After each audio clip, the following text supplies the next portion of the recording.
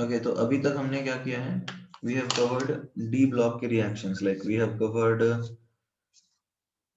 Covered the reactions of KNO4। अच्छा, recording अभी चालू किया है मैंने, ध्यान नहीं दिया कि I was not recording. We have covered reactions of KNO4 and now we have started recording. So it's a 15-minute delay.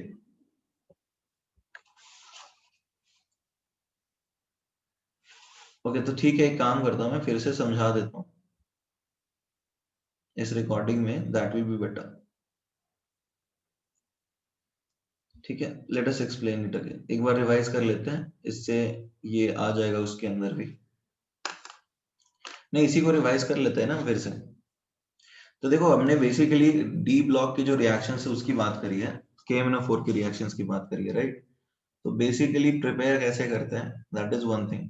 How do we prepare KMnO4 in the lab and in the industry? So एक common और होता है, that is called पाइरोल्यूसाइड, right.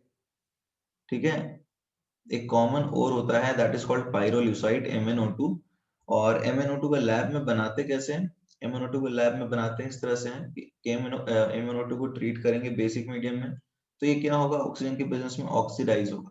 ठीक है, oxidise होने के बाद ये मैंगनेट नहीं बनेगा, ये बनेगा मैंगनेट, करेक्ट, MnO4 2-, जो एसिडिक मीडियम में डिस्प्रोपोर्शनेट होकर पर मैंगनेट और मैंगनेट बन जाता है, मतलब MnO2 बनता है। कमर्शियल मेथड और भी इजी है, कमर्शियल मेथड और भी इजी है। MnO2 को सीधा ऑक्सीजन के प्रेजेंस में, ऑक्सीजन के साथ बेसिक मीडियम में ट्रीट करिए, then it will form manganate, फिर ऑक्सीडाइज कीजिए तो it will form permanganate, right. तो बेसिक तरीका यही है, कमर्शियल वाला तो और भी आसान है। ये MnO2 को ऑक्सीडाइज कीजिए बेसिक मीडियम में, मैंगनेट बनेगा, फिर फर्दर ऑक्सीडेशन पे ये पर मैंगनेट बन जाएगा। Is that clear? दूसरी चीज ये है कि पाइरोल्यूसाइड MnO2 को बेसिक मीडियम में ट्रीट कीजिए, बनेगा permanganate, sorry manganate, and then obviously manganate with on treatment with acidic medium will disproportionate and produce permanganate। ठीक है, तुम लोगों को तो डिवीजन हो रहा है ना। अब देखो, रिएक्शंस ऑफ जो KMnO4 है, ये कॉमन होता है क्या, रिएक्शन जो बात कर रहे हैं हम KMnO4 की, तो ये कॉमन होता क्या है, ये +7 ऑक्सीडेशन स्टेट में है, ये वॉल्यूमेट्रिक में हमने किया था, ये +7 ऑक्सीडेशन स्टेट में है, ये वॉल्यूमेट्रिक में किया था हमने। एसिडिक में n फैक्टर 5, न्यूट्रल और फेंटली अल्कलाइन में n फैक्टर 3 और बेसिक में n फैक्टर 1, राइट। एसिडिक में n फैक्टर 5, न्यूट्रल और फेंटली अल्कलाइन में n फैक्टर 3 और बेसिक में n फैक्टर 1। तो ये इसके हिसाब से 5 इलेक्ट्रॉन के लिए Mn2+, 3 के लिए Mn4+, बेसिक में n फैक्टर 1, तो N16 बन जाएगा। अब देखो, बेसिकली ये तो है ऑक्सीडाइजिंग एजेंट ही, राइट। और हम लोग जानते हैं कि एसिडिक, बेसिक और न्यूट्रल में n फैक्टर अलग अलग शो करता है। अब देखो, एसिडिक मीडियम में जब किसी को तुम ऑक्सीडाइज करोगे तो एक फिनोमेना होती है common ion effect. Acidic medium में एसिड पूरी तरह से आयनाइज नहीं होते, राइट। तो जब वो पूरी तरह से आयनाइज नहीं होते, तो एसिडिक मीडियम में जब हम KMnO4 को ऐसे ऑक्सीडाइजिंग एजेंट यूज करेंगे तो क्या होगा, KMnO4 का होगा पार्शियल ऑक्सीडेशन, मतलब उन एसिड्स का होगा पार्शियल ऑक्सीडेशन, तो पूरी तरह से ऑक्सीडाइज नहीं होंगे, राइट। तो ये बात ध्यान रखना है कि जब एसिडिक मीडियम में एसिड का ऑक्सीडेशन करा रहे हो तो पूरी तरह से नहीं हो पाएगा। The reason is that they are unionised, they remain unionised due to common ion effect. तो कोई भी तुम्हारे पास वीक एसिड है, ठीक है ना, तो वो पूरी तरह से आयनाइज नहीं हो पाएगा कॉमन आयन इफेक्ट की वजह से, और इसलिए उसका पार्शियल ऑक्सीडेशन होगा, कंप्लीट ऑक्सीडेशन उसका नहीं हो पाएगा। फाइन, नाउ कमिंग टू, देखो अब बेसिक वगैरह मीडियम में आ जाते हैं, तो बेसिक या न्यूट्रल मीडियम में आएंगे तो वो पूरी तरह से आयनाइज हो सकते हैं एसिड भी, राइट। तो वो पूरी तरह से जब आयंस में कन्वर्ट होंगे तो यहाँ पर वो कंप्लीट ऑक्सीडेशन पॉसिबल है। जैसे पिछले केस में I- को देखो क्या कर रहा था ये, पिछले केस में I- को I2C2O42 मतलब I2 तक ही भेज रहा था, राइट, ज्यादा ऑक्सीडेशन स्टेट नहीं बढ़ा रहा था, -1 से लेके जा रहा था 0 में, मतलब पार्शियल ऑक्सीडेशन जैसा, पूरी तरह से ऑक्सीडाइज नहीं हो रहा है।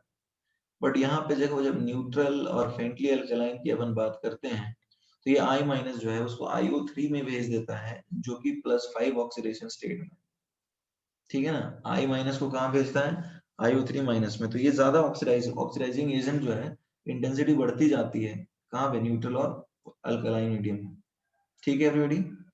एक और बात, जब भी तुम KMnO4 का टाइट्रेशन करते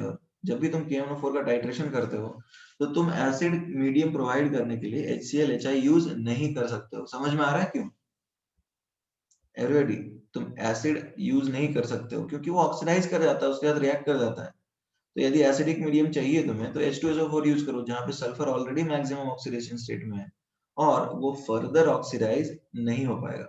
ठीक है, तो ये रिएक्शंस होंगी, किन की होगी? KMnO4 की प्रिपरेशन और कॉमन रिएक्शन। प्रिपरेशन आसान है, फिर से रिवाइज करूं, पाइरोल्यूसाइड को बेसिक मीडियम में ऑक्सीडाइज करके मैंगनेट बनाना है। मैंगनेट एसिडिक मीडियम में डिस्प्रोपोर्शनेट होकर पर मैंगनेट और MnO2 बनाता है। कमर्शियल और आसान है, ऑक्सीडाइज करते जाओ। ठीक है, एन फैक्टर्स इसके एसिडिक मीडियम में 5 होते हैं। ऑक्सीडाइजिंग एजेंट होता है KMnO4, बेसिक में 1 होता है, न्यूट्रल फ्रेंडली अल्कलाइन में 3 होता है। पार्शियल ऑक्सीडेशन होगा, किन का पार्शियल ऑक्सीडेशन होगा? एसिड्स का पार्शियल ऑक्सीडेशन होगा एसिडिक मीडियम में, बिकॉज वो पूरी तरह से आयनाइज नहीं होते हैं। क्यों नहीं आयनाइज होते हैं? Due to common ion effect. Neutral और फ्रेंडली अल्कलाइन में ऑक्सीडाइज हो सकते हैं क्योंकि वो पूरी तरह से डिसोसिएट हो जाते हैं। इनके टाइट्रेशंस में HCl HI को हम लोग यूज नहीं कर सकते बिकॉज वो रिएक्ट कर जाए, राइट? तो आई थिंक ये रिवीजन हो गया। ठीक है, अब आ जाते हैं हम इनर ट्रांजिशन एलिमेंट्स में, दैट इज F ब्लॉक। ठीक है, अब आ जाते हैं इनर ट्रांजिशन एलिमेंट्स में, दैट इज F ब्लॉक, है ना? तो अब इनर ट्रांजिशन एलिमेंट्स दो तरह के होते हैं। एक होता है लैंथेनाइड्स, इसको लैंथेनाइड बोलेंगे या लैंथेनॉइड बोलेंगे, बताओ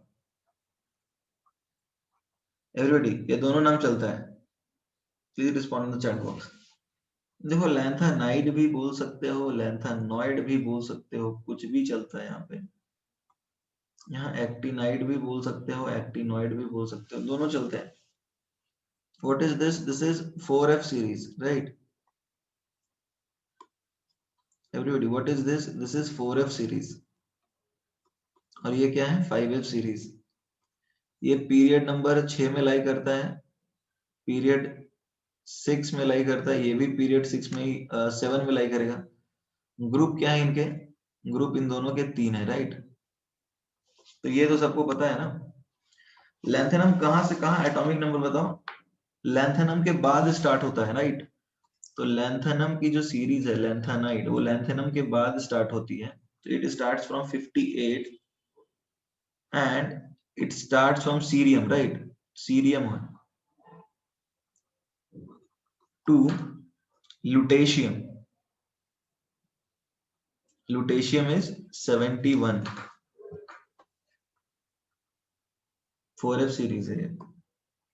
और एक्टिनाइड्स की बात करें तो एक्टिनाइड्स कहां से चालू होते हैं बताओ एवरीबॉडी? 90 से 103, क्योंकि एक्टिनियम जो है उसमें पहला एलिमेंट होता है thorium. 90 to lawrencium Lr103, this is 5F series. देखो, एक चीज समझने की कोशिश करो कि यहाँ पे लैंथेनम जो है वो डी ब्लॉक होता है, ब्लॉक में नहीं आता। लैंथेनम के बाद वाले लैंथेनाइड्स होते हैं और एक्टिनियम के बाद वाले एक्टिनाइड्स होते हैं। ये दोनों खुद नहीं लाई करते। और इनका निमोनिक तुम्हें याद है एवरीबॉडी? वो निमोनिक याद है तुम्हें? याद आ रहा है? ये था ना, देखो, this is cerium, this is praseodymium, this is neodymium, promethium, ठीक है, समारियम, अजीब व गरीब नाम है, यूरोपियम, गैलो gadolinium, this is GD, this is terbium, TB, डायोस्प्रियम, फिर है होलनियम, इर्बियम, थ्यूलियम, इथ्रियम और ल्यूटेशियम। अजीबोगरीब नाम है, राइट? बट इसका अपना एक अच्छा निमोनिक था, याद आ रहा है कुछ एवरीबॉडी? कुछ याद आ रहा है हमें? एक सीक्वेंस बना था, राइट एवरीबॉडी? याद आ रहा है, नहीं आ रहा? तो अपने पास एक निमोनिक था ना, देखो कितना अच्छा था। सिर पर नशा प्रेम का समाया, यूं गुदगुदाया, तब दिल में हुआ इकरार, तुम पे यार लुट गए। कितना अच्छा निमोनिक था अपने पास, राइट? है ना, राइट? ओके, तो ये लिख लो, right it down.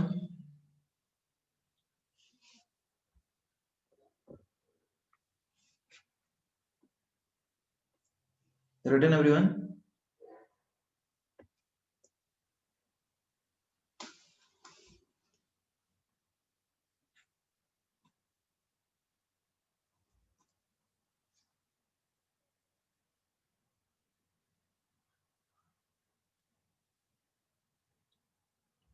Okay.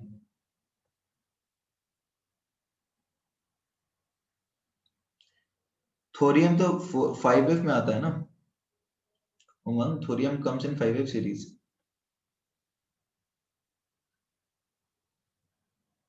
Year के बाद, अच्छा ईआर के बाद that is thulium, that is thulium, that is TM,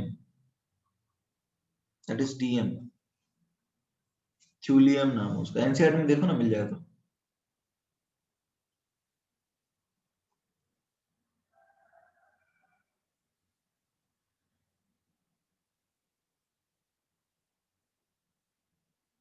done.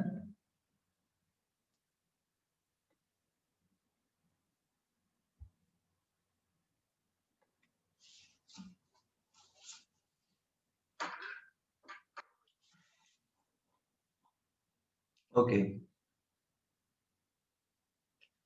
अच्छा कुछ जनरल प्रॉपर्टीज की बात कर लेते हैं। Let us talk about some of the general properties.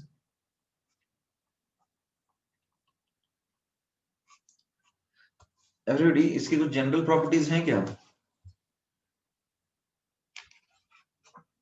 General properties में जनरल कॉन्फ़िगरेशन क्या होगा बताओ? जनरल कॉन्फ़िगरेशन क्या है? n-2 f1 to 14 n minus d 0 to 1 ns2। Actinides के लिए 4f सीरीज हो जाता है। लैंथानाइड्स के लिए n हो जाएगा 6 और एक्टिनाइड्स के लिए क्या हो जाएगा n 7। ठीक है, कोई दिक्कत है?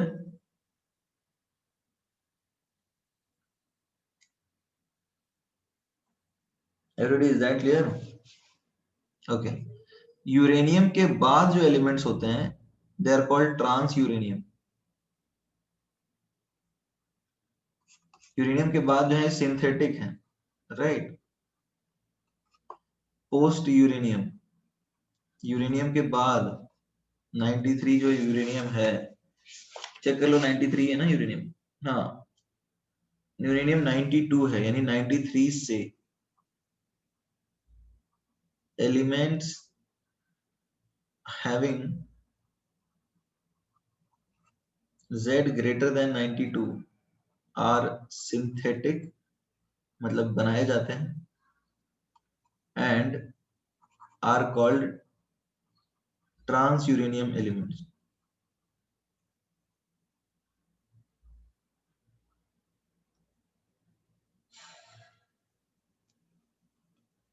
कोई दिक्कत है?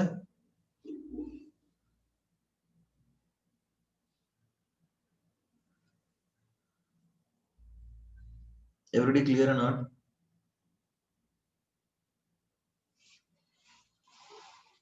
ओके,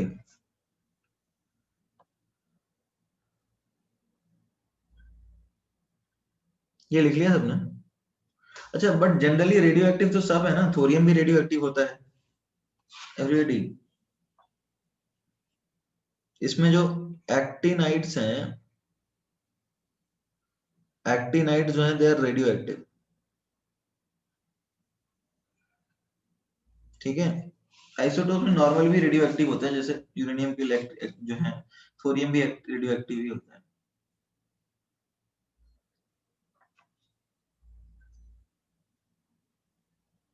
रिटर्न,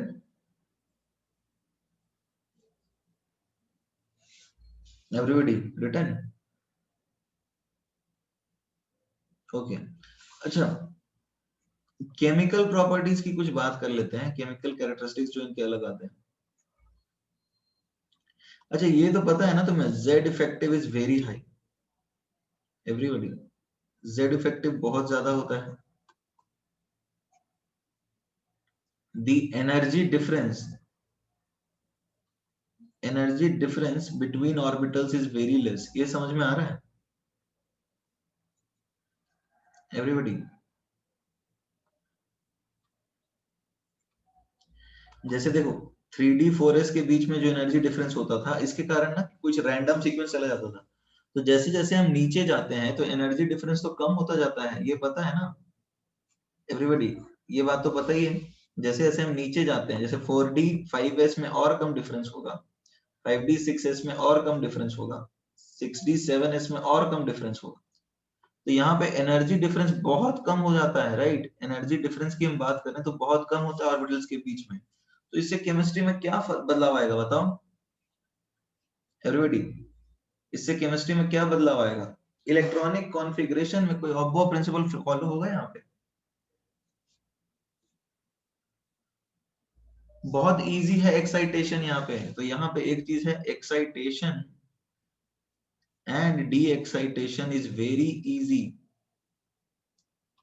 यहाँ पे बहुत आसान है और ऑब्बो प्रिंसिपल का कोई खास यूज है नहीं, ठीक है? Excitation and de excitation is very easy and aufbau principle has limited use. ये लिख लो पहले, aufbau principle can be violated easily, can be violated easily. कोई खास यूज होगा नहीं वहां पे इसका। Written everyone?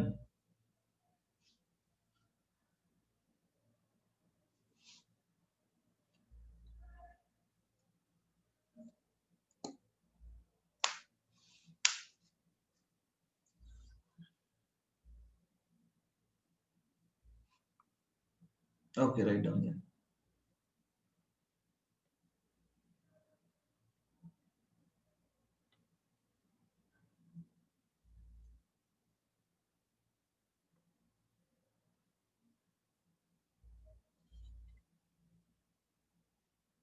Done everyone?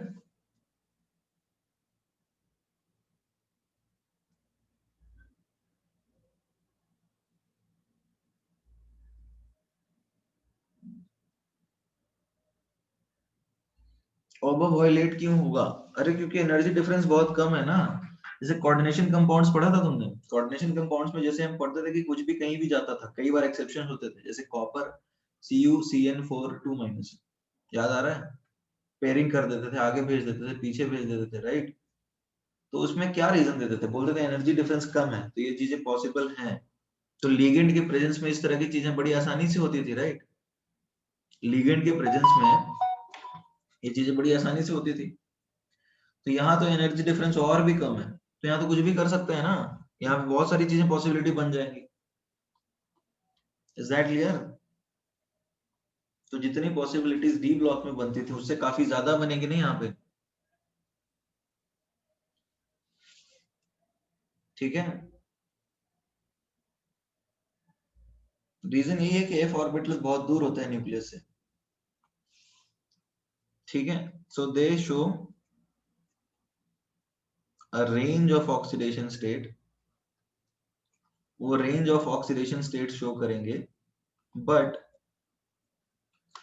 The most common, यहाँ पर जो सबसे कॉमन ऑक्सीडेशन स्टेट होगा वो क्या होगा एवरीबॉडी? जो मोस्ट कॉमन ऑक्सीडेशन स्टेट होता है हर केस में वो होता है +3। ये याद करने की चीज है, कोई लॉजिक नहीं है। +3 ही शो करते हैं, ऐसा ऑक्सीडेशन स्टेट जो सब शो करते हैं दैट इज +3। इसमें कोई लॉजिक नहीं है क्योंकि इलेक्ट्रॉनिक कॉन्फ़िगरेशन का कोई प्रॉपर सीक्वेंस है ही नहीं, ठीक है? ये एक्सपेरिमेंटल है कि +3 ही देखने को मिलता है। अच्छा तुम्हें ये पता है ना कि सीरिक, जैसे मान लो NO3- है तुम्हारे पास, तो ये तो नॉर्मली तुम मोनोडेंटेड बोलोगे, बट सीरियम के साथ इसकी डेंसिटी क्या होगी पता है एवरीबॉडी? सीरियम 3+ के साथ इसकी डेंसिटी होती है 2। तो इनकी जेड इफेक्टिव इतनी ज्यादा होती है कि सबकी डेंसिटी 2 कर देते हैं, मैक्सिमम पॉसिबल डेंसिटी बना देते हैं। सल्फेट के साथ इसकी डेंसिटी भी 2 होगी। इनके लिए कोई रिंग बनाने की आवश्यकता नहीं है। ये हमने पढ़ा था, कहाँ पढ़ा था बताओ? कोऑर्डिनेशन कंपाउंड में पढ़ा था, याद आ रहा है?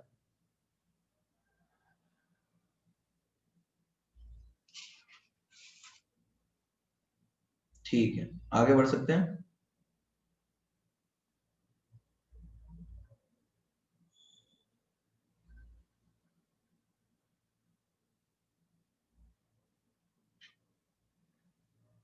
जेड इफेक्ट से देखो, इनकी जो डेंसिटी है उसके बारे में एनसीईआरटी ने कोई टेबल बनाया ही नहीं, तुम देख रहे हो, क्योंकि कुछ तो रेडियो एक्टिव होते हैं, तो जब वो उनके रिएक्ट करते रहेंगे न्यूक्लियस, तो डेंसिटी निकाल नहीं पाएंगे। और ये कंपाउंड भी आसानी से मिलते नहीं है, दे आर ऑल्सो रेयर। तो डेंसिटी और बाकी फिजिकल प्रॉपर्टीज की बात तो एनसीईआरटी ने टेबल बना करके की ही नहीं है। समझ में आ रही है बात आदित्य? क्योंकि जरूरत नहीं है, डिस्कवरी हुआ नहीं, एक तो एलिमेंट्स मिलते कम है, मिलते भी तो रेडियो एक्टिव होते हैं, तो प्रॉपर एग्जामिनेशन हो ही नहीं पाया। डी मतलब डेंटिसिटी, यहाँ पे ब्रैकेट में डी इज डेंटिसिटी। ओके, आगे बढ़ जाए। अच्छा, last, screening is very very less. समझ में आ रहा है क्यों होगा screening poor? Screening is very very poor because F orbital, F subshell जो है वो एफ सबशेल इनकम्प्लीटली फिल्ड होता है। एफ सबशेल जो है वो भी इनकम्प्लीटली फिल्ड होता है, तो ये स्क्रीनिंग करता ही नहीं है, राइट? तो ये स्क्रीनिंग करता ही नहीं है, तो जेड इफेक्टिव बहुत ज्यादा बढ़ जाएगा और लैंथेनाइड और एक्टिनाइड कॉन्ट्रैक्शन देखने को मिलेगा, right? Lanthanide and actinide contraction आपको देखने को मिलेगा।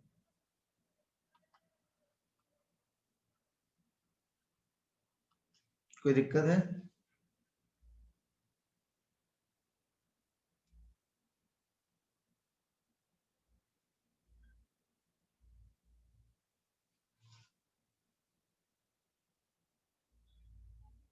Okay, can we move now? Okay,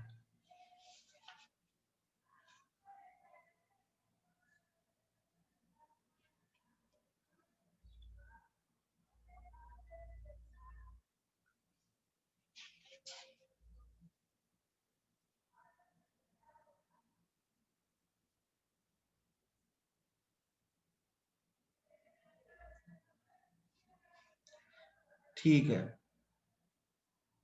अब हम बात कर लेते हैं इलेक्ट्रॉनिक कॉन्फ़िगरेशन की।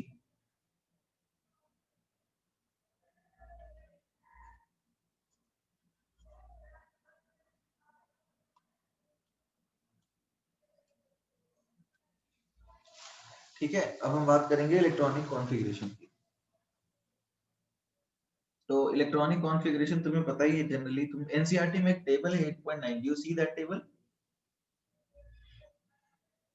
Everybody, did you find that table?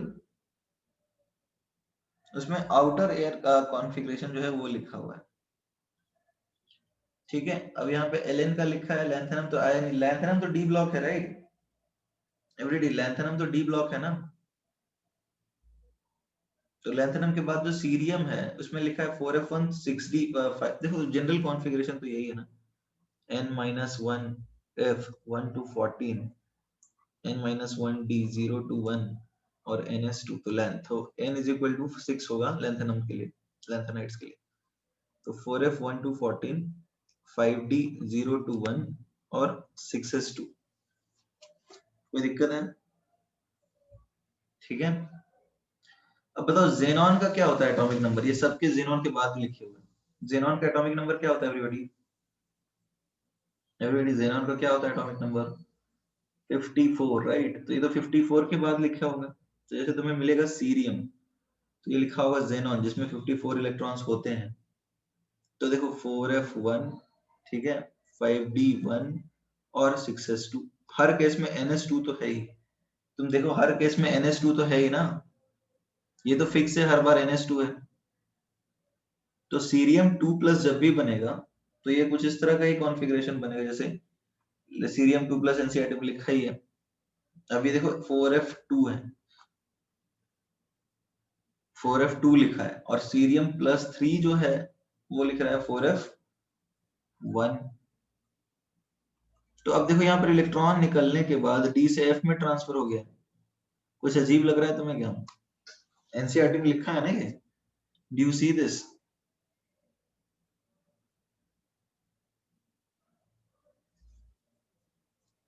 Do you see this?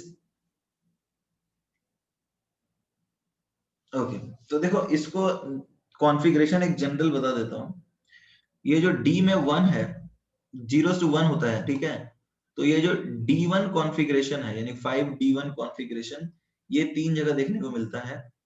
एक एलिमेंट है सीरियम, ठीक है? दूसरा एलिमेंट है गैडोलिनियम, और लास्ट एलिमेंट है ल्यूटेशियम, ठीक है? सीरियम, गैडोलिनियम और लास्ट है लुटेशियम। तो इसके लिए कुछ निमोनिक बना सकते हैं कि 1 6 और बाकी सब D0 कॉन्फ़िगरेशन है, तो तुम कॉन्फ़िगरेशन तो लिख ही सकते हो ना। एवरीबॉडी जो D0 होगा बाकी सब यही जाएगा, और 6s2 तो फिक्स है। तो कॉन्फ़िगरेशन की बात करें तो इसके लिए कुछ 3 बना लें, इसमें बाकी सब तो D0 है, बाकी रिमेनिंग जो है तो D0 है, राइट? तो यदि इन तीनों को याद कर ले अपन तो कॉन्फ़िगरेशन अपने लिए काम हो सकता है, क्योंकि सीक्वेंस हमको याद ही है। तो इसके लिए कुछ निमोनिक बना है, क्या बनाओगे?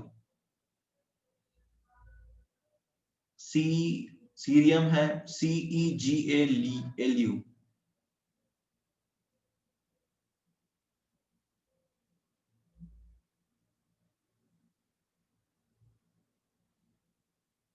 क्या गालू?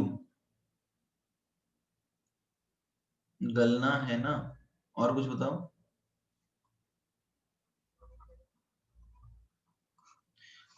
बट यहाँ पर एक्चुअली में देखो, मैं तो बना रहा था क्या, सारे गाजर लाएंगे। देखो मैं यहाँ पर क्या बना रहा था, लुगाई। लुगाई समझते हो?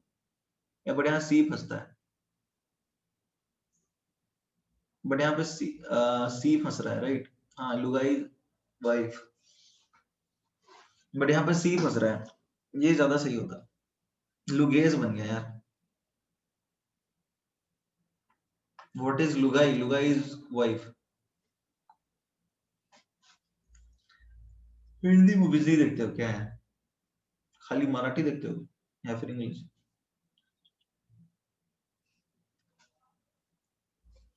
इंग्लिश, अच्छा। समझ लेते हो बिना सबटाइटल के? कुछ लोग होते हैं जो इंग्लिश गाने सुनते हैं, उनको समझ में नहीं आता क्या बोल रहा है, बट उनको फिर भी अच्छा लगता है। ऐसा वाला केस है क्या?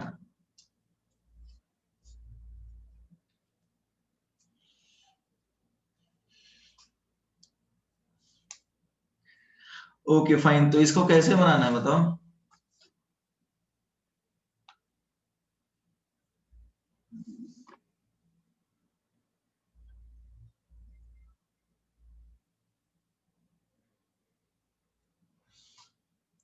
लेकिन इसमें सी फंस रहा है, राइट? सेंटीग्राम, सेंटीग्राम लुगाई, सेंटीग्राम लुगाई,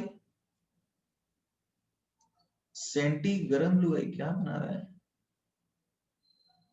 गरम, तो सेंटी तो सी, मैंने सेंटी तो ऐसे होने लग गई ना, तो नहीं बना।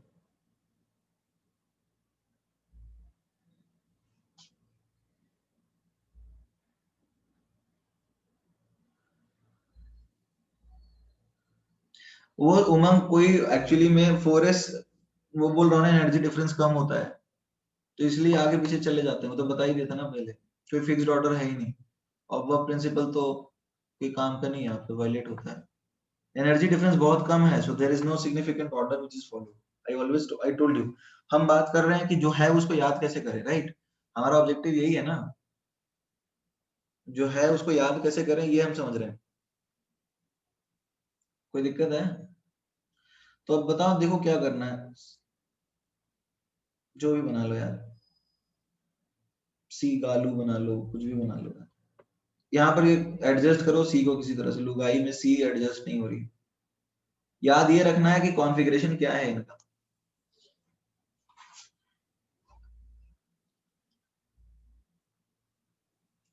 ठीक है, ये जो एलिमेंट्स है इनका D1 कॉन्फ़िगरेशन है और बाकी सबका D0। अरे 6s2 तो होता ही है।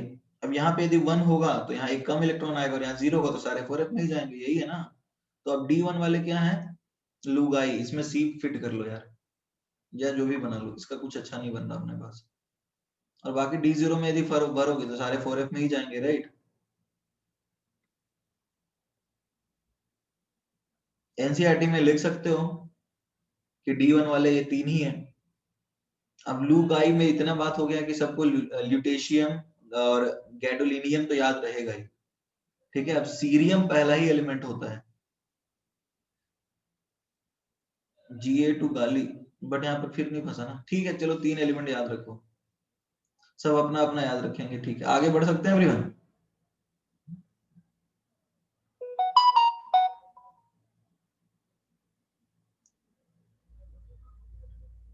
ठीक है, okay. Atomic and ionic sizes की बात करते हैं। अच्छा, एटॉमिक एंड आयनिक रेडियाई जो है वो कम होगा या बढ़ेगा, बताओ everybody. Atomic and ionic radii कम होगा, देखो इट डिक्रीजेस ड्यू टू क्या, लेंथेनाइट कॉन्ट्रैक्शन।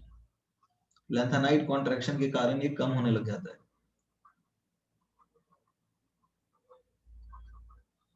ठीक है। लेंथेनाइट कॉन्ट्रैक्शन के कारण ये कम होने लग जाता है। आगे बढ़ सकते हैं एवरीबॉडी। आगे बढ़ सकते हैं क्या, ओके। तो एनसीईआरटी ने एक फोटो बनाया हुआ है और ये बता रहे हैं कि +3 वाले रेडियस में कंसिस्टेंटली रेडियस ड्रॉप हो रहा है। जो रेडियाई है ये इसको बोलेंगे इन +3 state it is continuously decreasing, और ये तुम्हारा Z हो गया एटॉमिक नंबर के केस में, तो इट इज कंटिन्यूअसली डिक्रीजिंग, ठीक है। अब हम बात कर लेते हैं ऑक्सीडेशन स्टेट्स की।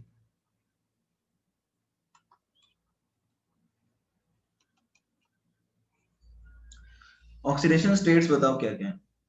कॉमन तो देखो +2 भी है, +3 भी है, +4 भी है। स्क्रोल अप अ सेकेंड, कथन, कौन सा पार्ट छूट गया तुम्हारा।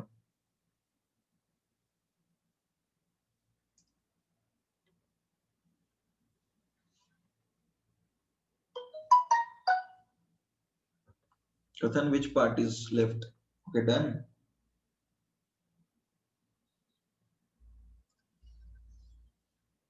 देखो ऑक्सीडेशन स्टेट +2 +3 +4 ज्यादा सारे होते हैं, और ये कॉन्फ़िगरेशंस डिपेंड करते हैं किसके ऊपर, extra stability of half filled, empty या फिर फिल्ड ऑर्बिटल जो भी होंगे उसके बेसिस पे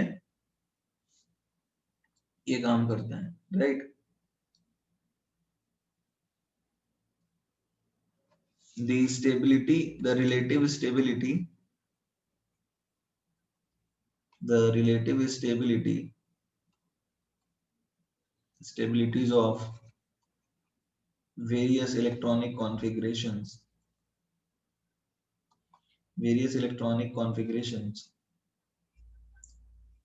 depends on the stability of half filled,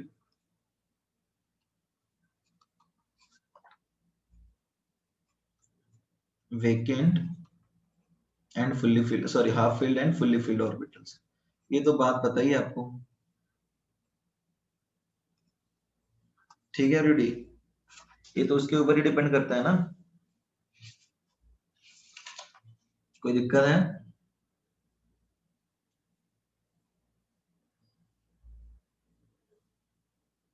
okay, ठीक है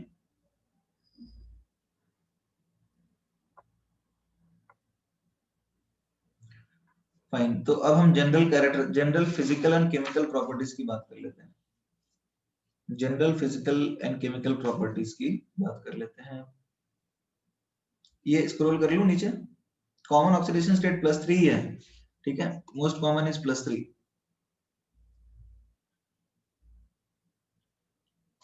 नीचे स्क्रॉल अप करो।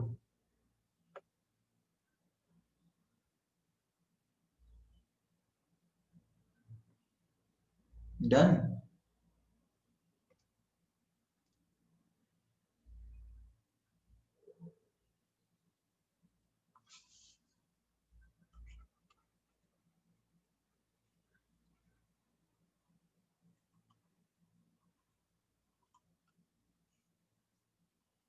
Okay, let us now talk about some general characteristics. अब हम कुछ जनरल कैरेक्टरिस्टिक्स की बात कर लेते हैं। देखो, जनरल कैरेक्टरिस्टिक्स की जब हम बात करते हैं तो सबसे पहले तो ये सबके सब सिल्वरी व्हाइट होंगे, सिल्वर व्हाइट, सिल्वरी व्हाइट, और इनका लस्टर होगा। लस्टर क्यों होगा, समझ में आ रहा है? अरे क्योंकि मेटलिक बॉन्डिंग बहुत ज्यादा फ्री इलेक्ट्रॉन्स अवेलेबल है ना। Everybody is that clear? Lots of electrons are available for oscillations in the kernel। ठीक है।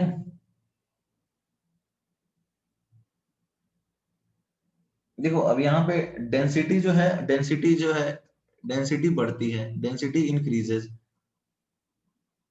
डेंसिटी मास नंबर बढ़ने पे बढ़ती है। इसमें लिखा है कि यूरोपियम और वाईबी में थोड़ा सा टेंशन है, with exception with abnormal trend, but ये याद करने की जरूरत नहीं है। अबनॉर्मल ट्रेंड देखने को मिलता है यूरोपियन एंड वाईबी में, बाकी ओकेजनली एसएम और टीएम में भी है, बट वैसे ही रहता है। कलर्ड आयंस तो बनेंगे ही, कलर्ड आयंस तो बनेंगे ही। कलर्ड आयंस क्यों बनेंगे? ड्यू टू एफ ट्रांजिशन, जैसे डी ट्रांजिशन होता था, यहाँ पे एफ ट्रांजिशन होगा। ठीक है। आयनाइजेशन इंथैल्पी जो है बढ़ेगा नीचे जाने पे, is that clear? Ionisation energy increases, मतलब as we move from left to right. और ये ऑब्वियसली इसके ऊपर भी डिपेंड करेगा, relative stability and relative stability of various configurations, ये तो ऑब्वियसली बात है, right? Relative stability of configurations, मतलब हाफ फील्ड वेकेंट, इस तरह से।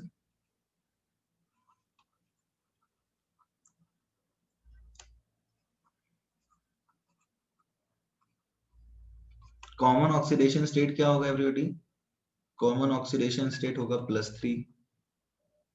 ओके, अच्छा ये बताओ, basic character left to right बढ़ते हैं तो कम होगा या ज्यादा होगा एवरीबॉडी? सीरियम हाइड्रोक्साइड, जैसे ये है,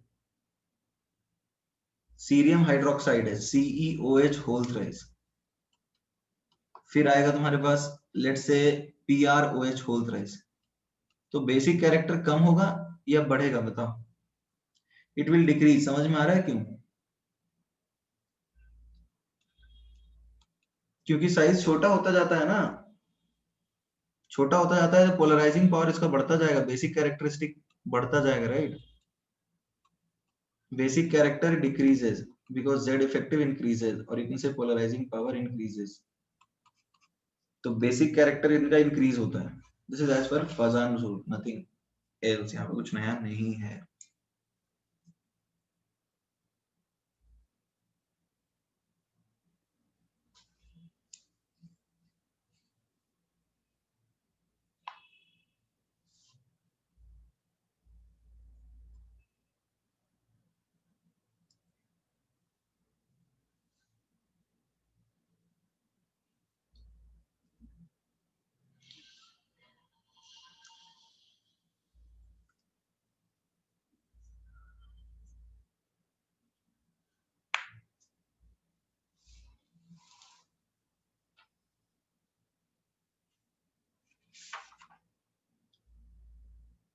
डन एवरीवन?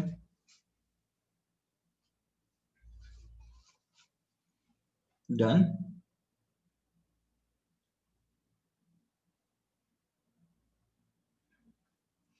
गे लुसेक कॉन्फ़िगरेशन, ये भी चलेगा, GALUC, ठीक है मैम।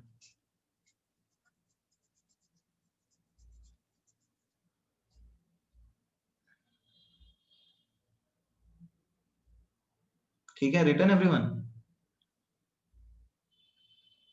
फाइन। तो अब जैसे लैंथेनम की बात कर लेते हैं, रिएक्शंस की बात कर लेते हैं लैंथेनम के केस में।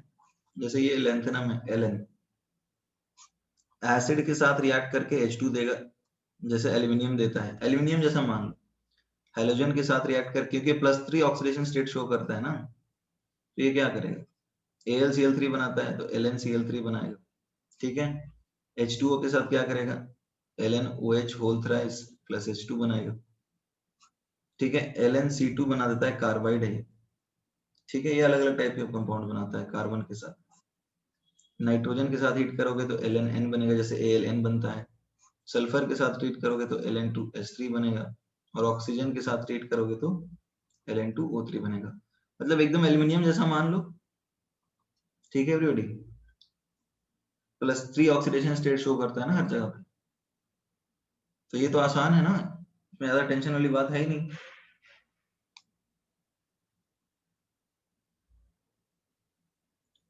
ठीक है।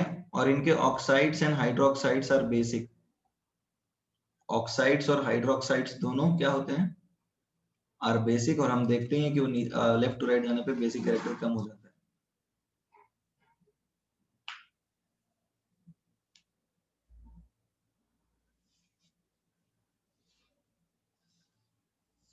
Write down.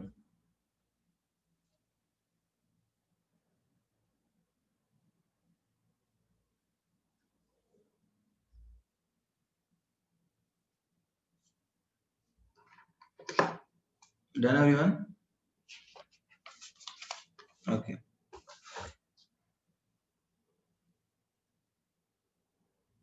ठीक है। Ln4C3 भी बनता है, Ln4C3 भी बनता है, बहुत सारे कंपाउंड्स हैं। देखो Ln3C बनता है, Ln3C, Ln2C3 बनता है, कार्बाइड LnC2 बनता है, बहुत तरह के बनते हैं। नहीं, वो Ln C2 में कार्बन की ऑक्सीडेशन स्टेट, वो Ln की ऑक्सीडेशन स्टेट +2 ही है, ठीक है, +2 ही है वो, that is the normal carbide C2 2- है। कार्बाइड के केस में ऑक्सीडेशन स्टेट नहीं होती +3, अलग अलग आती है रेंज की। आगे बढ़ सकते हैं एवरीवन। अब देखो इसके यूजेस क्या है, तुम्हें क्या लगता है इसके यूजेस क्या है एवरीबॉडी, इसके यूजेस क्या होंगे लैंथेनाइट के? Do you think there are some uses of lanthanides as well? Everybody tell me, do you think there will be some use of lanthanides, या कोई यूज नहीं होगा? अरे obviously their use as catalyst, they show a range of oxidation states, and catalyst के लिए तो आसानी से यूज कर सकते हैं ना, क्योंकि कहीं भी कुछ भी बनवा सकते हैं, एक्सेप्शनल कंपाउंड्स बना सकते हैं, ये कोई सीक्वेंस ही नहीं है इनका, so they can be used as catalyst, that is the most important use। समझ में आ रहा है? This is LnC2, Ln3C, Ln2C3, ये नहीं बनता ज्यादा, ये और यही बनता है, LnC2 और Ln2C3। रेडियो एक्टिव एक्टिनाइड्स होते हैं नमन, रेडियो एक्टिव एक्टिनाइड्स होते हैं, ये रेडियो एक्टिव नहीं होते।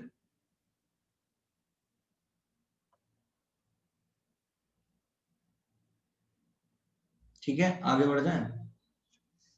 ओके, इसमें एक अलवाय है, इसमें एक अलवाय है जिसका जिक्र एनसीईआरटी ने किया है, एंड दैट इज मिश मेटल। नाम सुना है?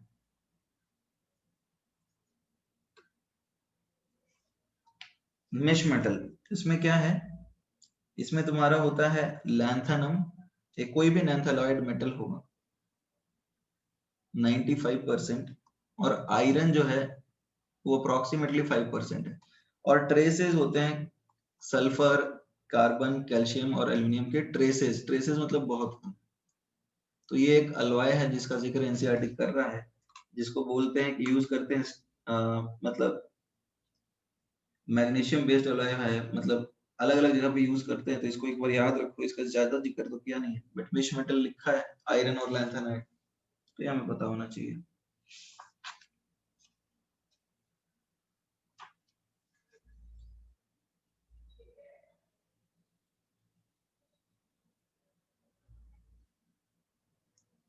Done everyone,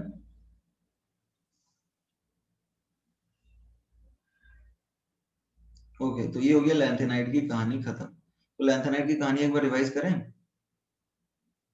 everybody. लैंथेनाइड की कहानी एक बार रिवाइज कर लेते हैं, फिर आगे बढ़ेंगे। चल वेट कर रहा हूँ, लिखना है लिखो।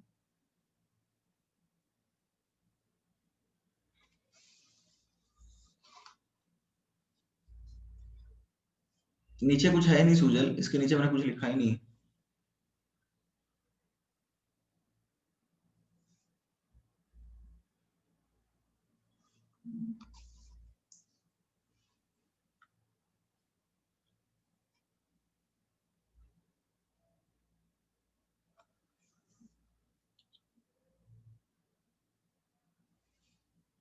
एल के आगे क्या है? हाउ? एल के आगे क्या है, कहाँ पे? एल के ट्रेसेस, ट्रेसेस ट्रेसेस ट्रेसेस मतलब बहुत कम।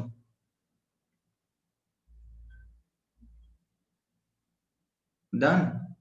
तो लैंथेनाइड रिवाइज कर लें एक बार। देखो लैंथेनाइड क्या है, लैंथेनाइड इनर ट्रांजिशन एलिमेंट होता है, 4f सीरीज होती है, आपको पता ही है। ये सीक्वेंस होता है ना? इसका निमोनिक अपने को पता है।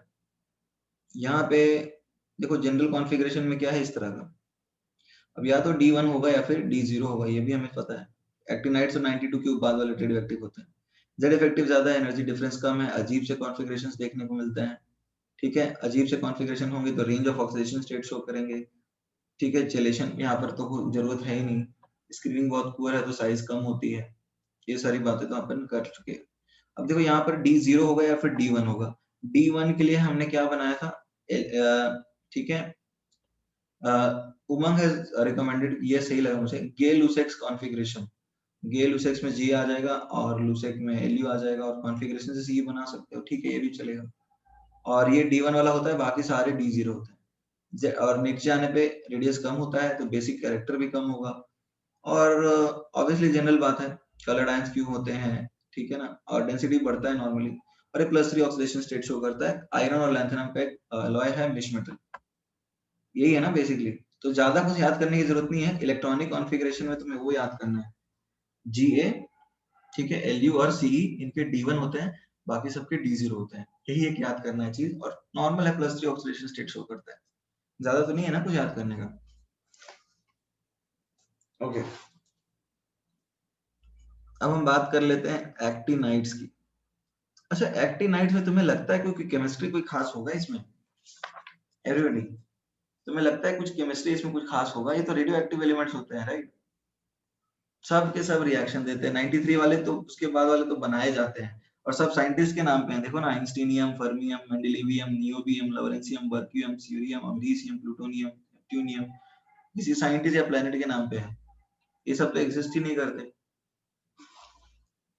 तो इनके केमिकल रिएक्शन कोई खास काम के तो है नहीं। ठीक है, तो पहले तो इनका लिख लेते हैं, वो होता है क्या। इसका निमोनिक याद है ना एवरीबॉडी? निमोनिक याद है ना?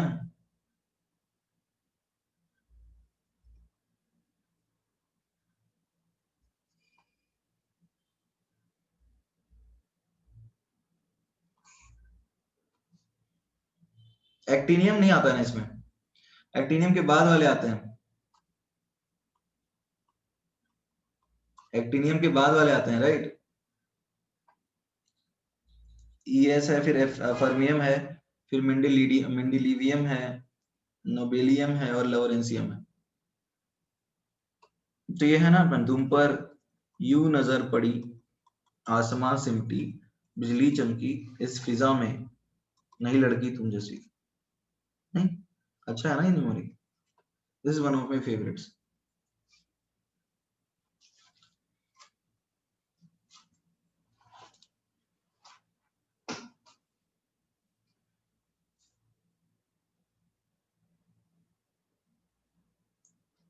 ओके, तो this is 5F series, right? So basically this is 5F series. So talking about 5F series, mnemonic तो लिखवाया था ना सूजल, क्लास 11th में लिखवाया था पीरियोडिक टेबल में, वही बोला वापस। ये आता है 6D021 और ये आएगा 7S2, ये तो जनरल कॉन्फ़िगरेशन है। ट्रेंड्स तो वैसे ही रहेगा ना, रिपीट करूं मैं, तुम पर यूं नजर पड़ी, आसमां सिमटी, बिजली चमकी, इस फिजा में, नहीं लड़की तुम जैसी। ठीक है, ये निमोनिक है अपना।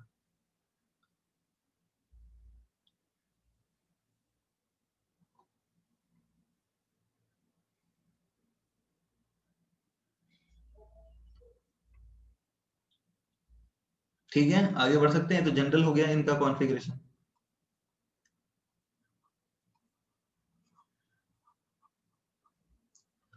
ओके, अच्छा देखो, अब यहाँ पे सबके सब रेडियो एक्टिव होते हैं, मोस्टली रेडियो एक्टिव, इसकी बात तो हम लोग कर ही सकते हैं। उनके कुछ हाफ लाइफ्स होते हैं। तो केमिकल प्रॉपर्टीज के इलेक्ट्रॉनिक कॉन्फ़िगरेशन के कोई खास बात तो है नहीं। जनरल ट्रेंड्स बताऊं तो जैसे AC+3 का रेडियस कम होगा ना, डिक्रीजेस, एवरीबॉडी ये तो समझ में आ रहा है ना, फ्रॉम थोरियम टू कहां तक, लॉरेंशियम, कोई दिक्कत तो नहीं होना चाहिए। ठीक है, तो बेसिक कैरेक्टर जो बेस भी बनाएगा उसका भी कम ही होगा, राइट? कोई दिक्कत है?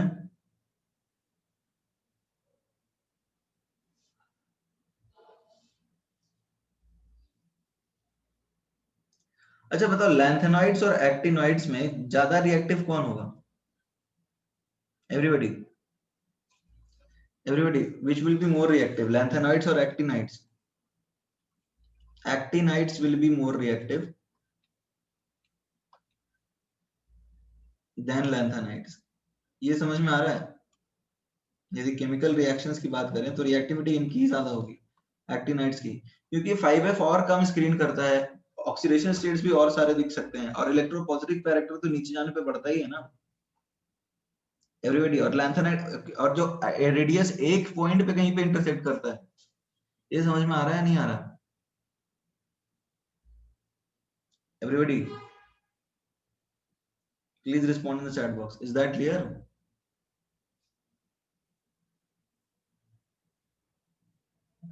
Everybody please respond in the chat box, is that clear? Greater range of oxidation states मिलेंगे इस बार, क्योंकि एनर्जी डिफरेंस और कम हो जाते हैं। तो अब देखो क्या है, रिएक्टिविटी हाउएवर हम बोलेंगे रेंज ऑफ ऑक्सीडेशन स्टेट्स बढ़ जाते हैं, range of oxidation states are greater in lanthanide, sorry greater in actinides. क्यों? Because energy difference is meaningless, या फिर you बोल सकते हो नेग्लिजिबल। द एनर्जी डिफरेंस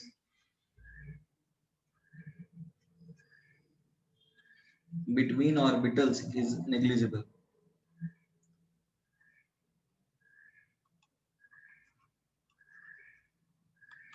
ठीक है, कॉमन ऑक्सीडेशन स्टेट क्या होगा everybody? Everybody common oxidation state क्या होगा?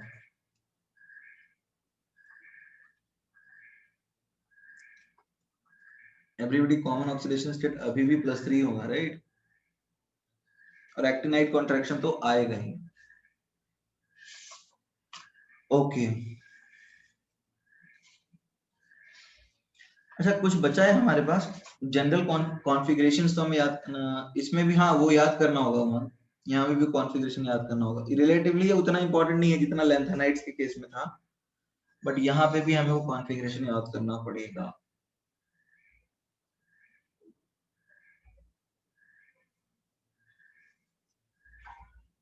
Done everyone? कॉन्फ़िगरेशन पे आ जाए, कॉन्फ़िगरेशन पे आ जाते हैं।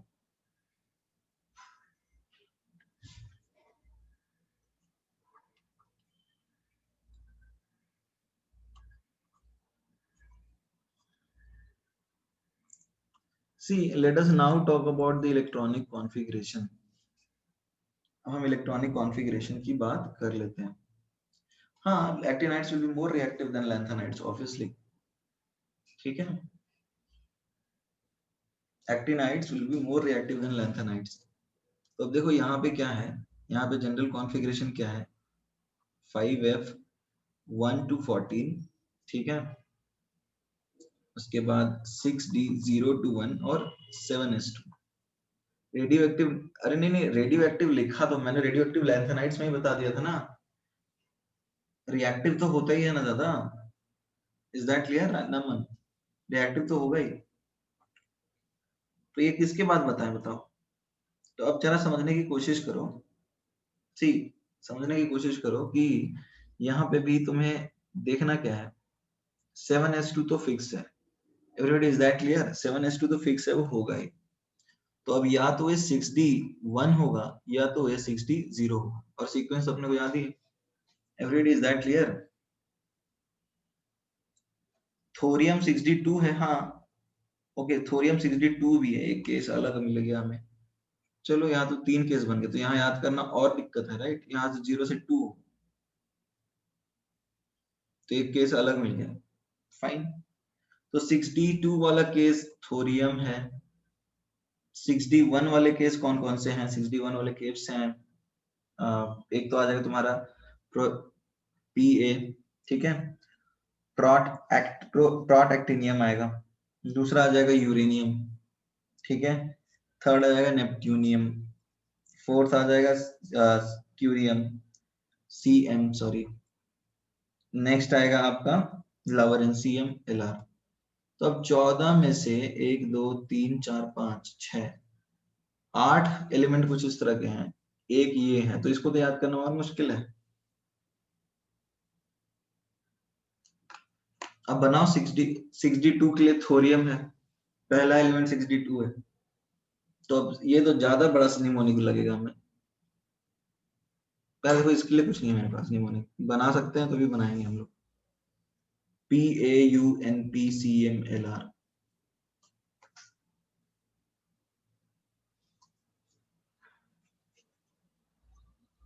PAUNPCMLR,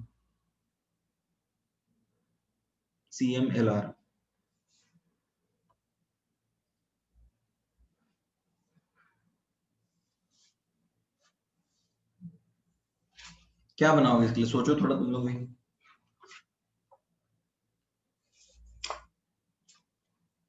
PAUNPCMLR,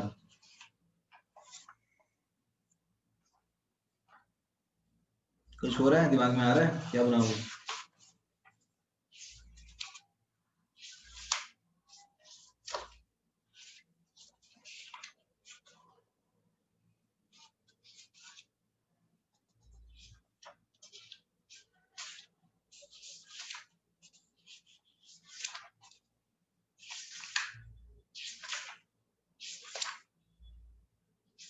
कुछ आ रहा है, नहीं आ रहा दिमाग में, नहीं आ रहा?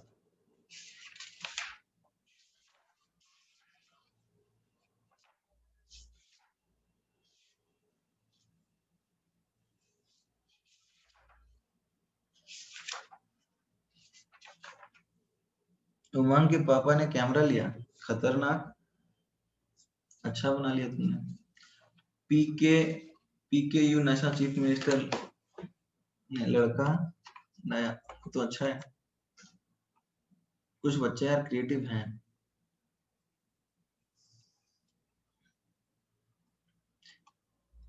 ये अच्छा बनाया उमंग ने, उमंग के पापा ने कैमरा लिया, ये अच्छा है। पीके नशा चीफ मिनिस्टर लड़का, क्या है यार ये, के से कंफ्यूज होगा, तो कुछ अपना बना लो यार, जो तुमको सही लगता है आप लोग अपना अपना बना लीजिए।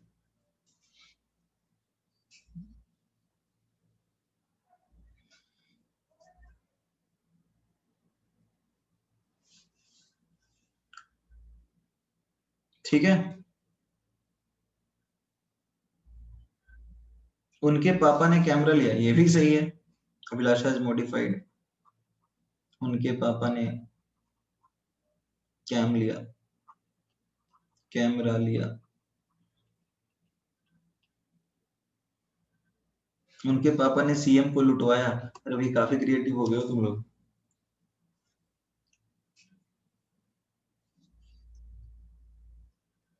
यूपीए ने सीएम को लुटवाया, यूपीए ने, अच्छा यहाँ यूपीए बना रहे हो ने, और ये सीएम को लुटवाया, खतरनाक।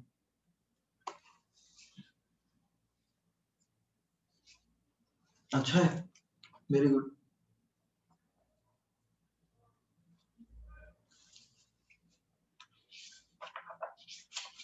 ठीक है, फिर आगे बढ़ जाते हैं हम लोग, तो ये तो हो जाएगा ना, यूपीए ने सीएम को लुटवाया, अच्छा चल रहा है, अच्छा नहीं होने बनना है तो।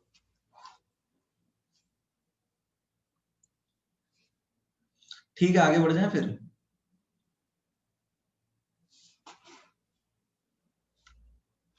तो अभी देखो, this covers the DNA block from NCERT perspective, NCERT perspective में हमने डी और एफ ब्लॉक को कवर किया है। व्हाट आर द थिंग्स जो आप देखो अभी करना क्या होगा ना, आपको शॉर्ट नोट्स बनाने पड़ जाएंगे। कुछ ऐसी चीजें हैं जो आप डी ब्लॉक में या एफ ब्लॉक में पढ़ो हो जो कि बार बार आप भूलोगे, राइट? समझ में आ रहा है? कुछ ऐसी चीजें हैं जो आप बार बार भूलोगे, तो आपको क्या करना है, समझ में आ रहा है एवरीबॉडी? आपको क्या करना है, उनके लिए नोट्स बनाना है और उनको बार बार पढ़ना है डेली, ठीक है एवरीबॉडी? उनको बार बार पढ़ना है। जैसे कुछ चीजें तो ऐसी है ना जो बार बार भूलोगे, व्हाट आर दोज? जैसे ये जो हमने ये 6D1 और 5D1 वाले कॉन्फ़िगरेशन किए हैं, मतलब डी और एफ ब्लॉक में पर्टिकुलरली, वो आपको याद करना पड़ जाएगा। फिर कुछ रिएक्शंस हैं K2Cr2O7 और KMnO4 वाले, वो आपको याद करने पड़ जाएंगे। डी और एफ ब्लॉक में तो इतने ही है ना, तो उसको आप एक पेज में लिख सकते हो, right? You can write all that information in one page and that will be D और एफ ब्लॉक फॉर यू। मतलब वो तुमको एक पेज में आ जाएगा और तुम उसको बार बार देखो, ठीक है? 2-3 पेज के हर चैप्टर में आएंगे वैसे, and in 10 pages you will cover inorganic completely, जो तुमको याद करना है। तो ये बहुत ज्यादा नहीं होगा, है ना? क्वालिटेटिव एनालिसिस में थोड़ा ज्यादा होगा, बट यहाँ पे तो डी और डी ब्लॉक में जो एनसीईआरटी वाले पार्ट पढ़े हैं हमने, उसमें तो एक पेज में हो जाएगा वो। तो आगे बढ़े। देखो ये एनसीईआरटी से खत्म हुआ है, कुछ कंपाउंड्स हमें पढ़ने हैं और भी, कुछ कंपाउंड्स हमें पढ़ने हैं, कुछ रिएक्शंस और हैं। देखो हमने जैसे नॉर्मली जो एनसीईआरटी के अंदर पढ़ा, वो हमने क्या पढ़ा याद है? हमने पढ़ा K2Cr2O7 और KMnO4, ये दोनों मोस्ट इंपॉर्टेंट कंपाउंड्स होते हैं डी ब्लॉक के, तो हमने उनको पढ़ लिया। अब हमें क्या पढ़ना है? अब हमें पढ़ना है green vitriol, FeSO4, FeCl3, copper sulphate blue vitriol पढ़ने हैं, ठीक है? फिर सिल्वर नाइट्रेट पढ़ना है, ठीक है? फिर Ag2O पढ़ना है। Ag2 मॉइस्ट Ag2O के रिएक्शंस पढ़ते हो तुम लोग ऑर्गेनिक में? तो वो है। फिर AgBr है, ठीक है ना?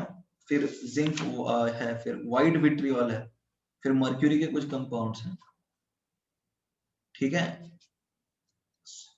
तो अब ये सारे कंपाउंड्स हमें पढ़ने हैं। So let us start. देखो कुछ अलग कंपाउंड्स है जो हमें पढ़ने हैं, जो कि ऑब्वियसली एनसीईआरटी ने नहीं दिए हुए हैं। So let us see other compounds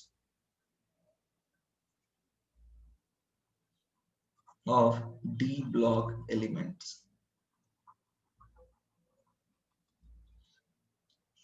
D block elements के कुछ अलग कंपाउंड है, उनमें सबसे पहला जो है वो है फेरस सल्फेट। फेरस सल्फेट जानते हैं? इसको ग्रीन विट्रियोल बोलते हैं।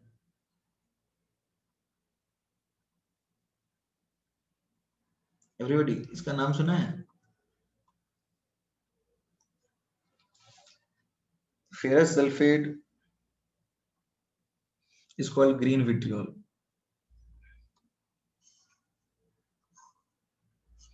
इसको ग्रीन विट्रियोल। तन्मय इलेक्ट्रॉनिक कॉन्फ़िगरेशन देखना है, ठीक है तन्मय write down.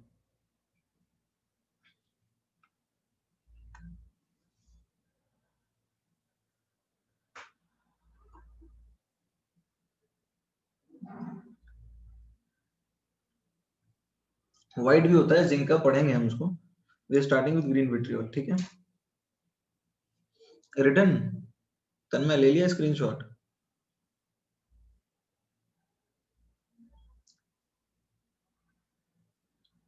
Okay, so let us start with ferrous sulphate. इसको ग्रीन विट्रियोल बोलते हैं।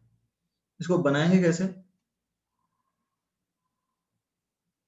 इसको बनाएंगे कैसे? देखो बनाने का तरीका कैसा है, आयरन को ट्रीट करो H2SO4, ये बड़ा कॉमन मेथड है। FeSO4 प्लस H2 बनेगा, ठीक है? ये तो बड़ा कॉमन मेथड है। दूसरा मेथड क्या है?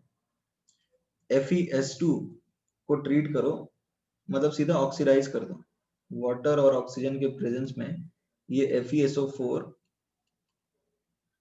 प्लस मतलब Fe सीधा यही बना देगा ना ये, डायरेक्टली FeSO4 प्लस H2SO4।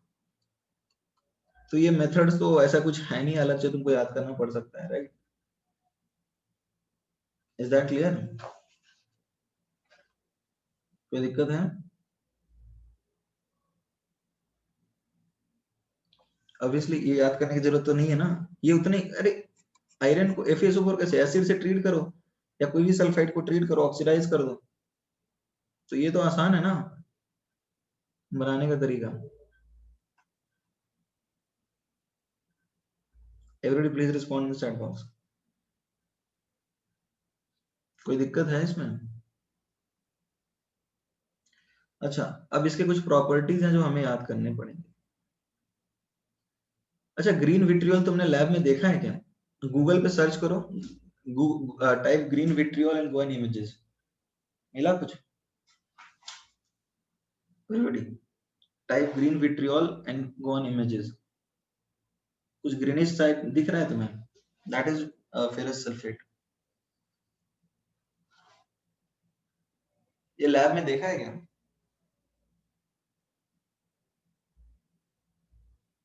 इसको ग्रीन विट्रियोल क्यों बोलते हैं? पानी में डालने पे ग्रीन सोल्यूशन देता है, पानी में जाएगा तो it will give you a green solution, so that is why it is called green vitriol. अच्छा, H2SO4 को क्या बोलते हैं? H2SO4 को क्या बोलते हैं? ऑयल ऑफ विट्रियोल, ये नाम सुना है? H2SO4 को बोलते हैं oil of vitriol, copper sulphate को बोलते हैं ब्लू विट्रियोल, और ये है ग्रीन विट्रियोल। ये विट्रियोल कॉमन नाम सल्फेट से आता है, blue vitriol, green vitriol, white vitriol. White vitriol Zn के केस में आता है। व्हाइट विट्रियोल ZnSO4 को बोलते हैं, समझ में आ रहा है क्यों? Everybody everybody white vitriol ZnSO4 को बोलते हैं, समझ में आ रहा है क्यों? क्योंकि Zn के पास कंप्लीटली D10 कॉन्फ़िगरेशन है, कोई खाली इलेक्ट्रॉन तो होता ही नहीं है, अनपेयर्ड इलेक्ट्रॉन, तो व्हाइट रहेगा ना, कलरलेस इज व्हाइट। ठीक है, तो white vitriol ZnSO4 dot 7H2O, blue vitriol copper sulphate dot 5H2O, और green vitriol ferrous sulphate dot 7H2O, और vitriol itself is H2SO4 which is called oil of vitriol. ठीक है, ये लिख लिया तुमने?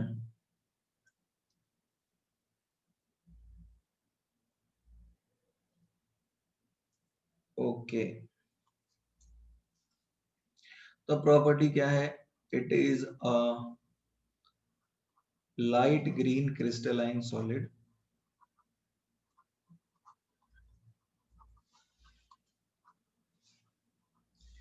लाइट ग्रीन क्रिस्टलाइन सॉलिड होता है।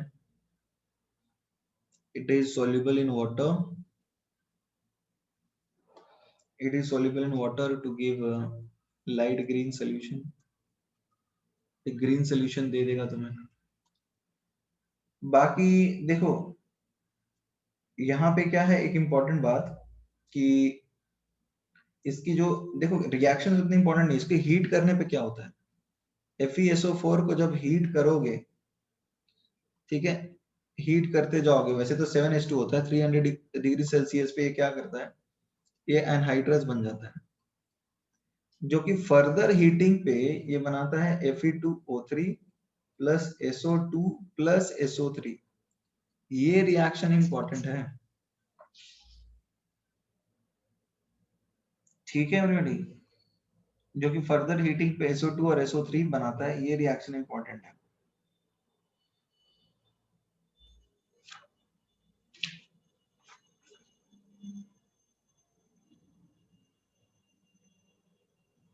डन, और ये स्ट्रॉन्ग हीटिंग पे मिलता है। ओके, नेक्स्ट है, तुमने मोर्स सॉल्ट नाम सुना है? Mohr's salt, this is called FAS, ferrous ammonium sulphate.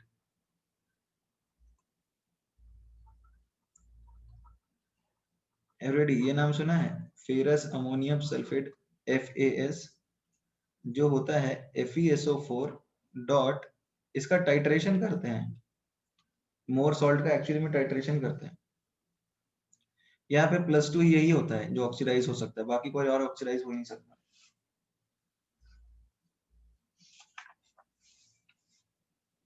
ठीक है,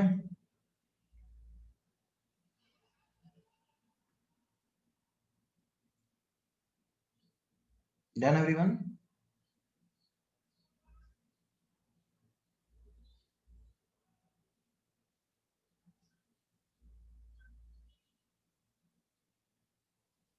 ओके देखो एक रिएक्शन FeSO4 का हीट करने पे Fe2O3 SO2 और SO3 दोनों देते हैं, ये हमें याद रखना है। फेरस अमोनियम सल्फेट के केस में ये टाइट्रेशन में यूज होता है, जहां पर ये ऑक्सीडाइज होकर +2 से +3 में चला जाता है। Done everyone?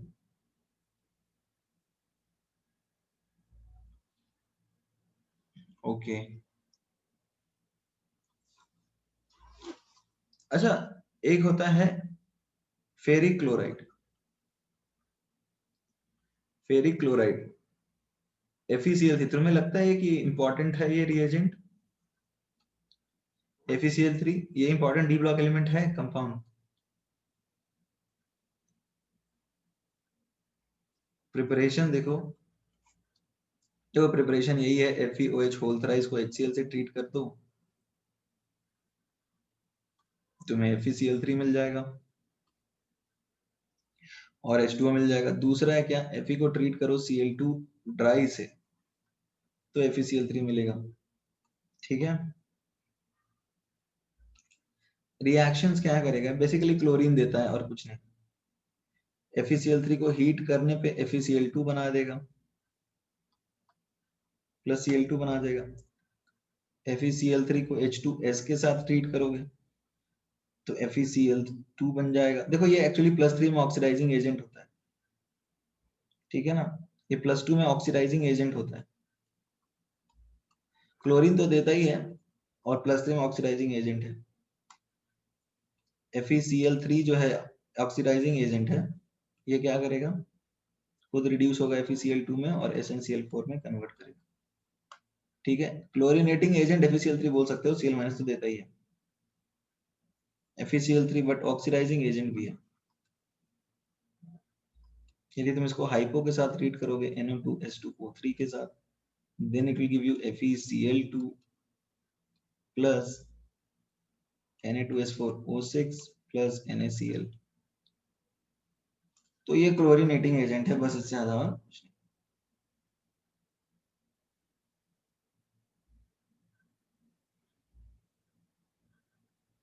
डन?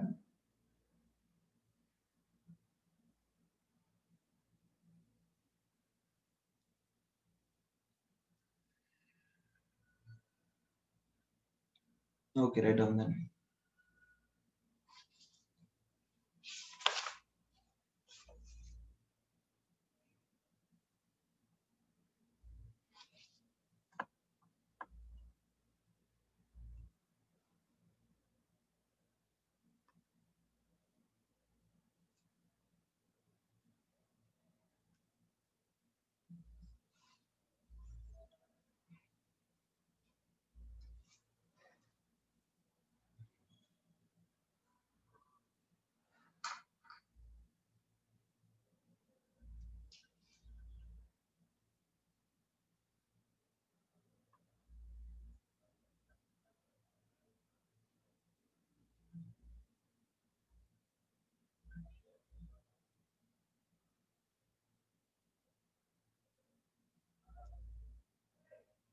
डन?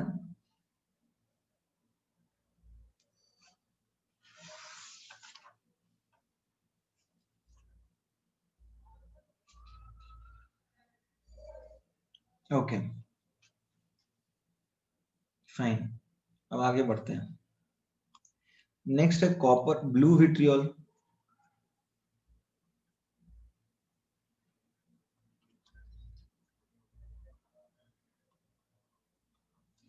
इसको क्या बोलेंगे, this is called blue vitriol, है ना। अब ब्लू विट्रियोल का प्रिपरेशन तो देखो आसान, बनाएंगे कैसे इसको। कॉपर को H2SO4 के साथ, जो भी विट्रियोल है ना सब H2SO4 के साथ रिएक्ट करने पे ही बनता है।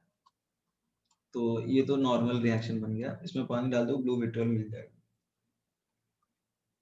प्रॉपर्टीज की बात करें तो ब्लू होता है ब्लू सोल्यूशन इन वाटर, ये बनाता है ब्लू सोल्यूशन पानी में, ये तो आसान है। कॉपर सल्फेट पेंटाहाइड्रेट को हीट करोगे तो तुम्हें मिलेगा कॉपर सल्फेट 3H2O, जो कि हल्का पेल ब्लू होगा। 100 डिग्री पे हीट करोगे इसको 100°C, तो कॉपर सल्फेट डॉट H2O बन जाएगा। ये होता है ब्लूइश व्हाइट, हल्का सा ब्लू होगा ये, ठीक है। फिर 230 पे करोगे हीट इसको, ये कॉपर सल्फेट तुम्हें मिल जाएगा एनहाइड्रस, जो कि पानी डालने पे फिर तुमको ये दे देगा। ये टेम्परेचर याद कर सकते हो या छोड़ भी सकते हो।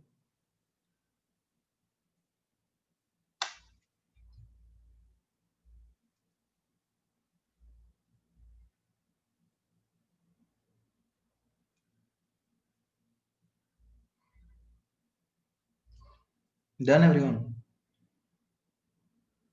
अब देखो यहाँ पर थोड़ा याद करने वाला काम तो बनेगा, यहाँ पर थोड़ा याद करने वाला काम बनेगा, बट ये तो तुम तभी करना जब तुम्हारा एनसीईआरटी हो जाए, ठीक है।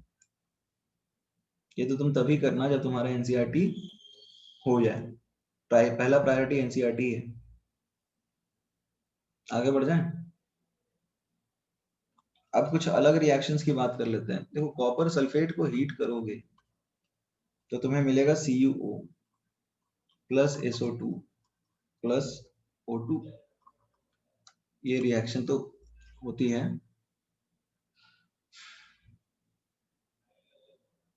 Okay right.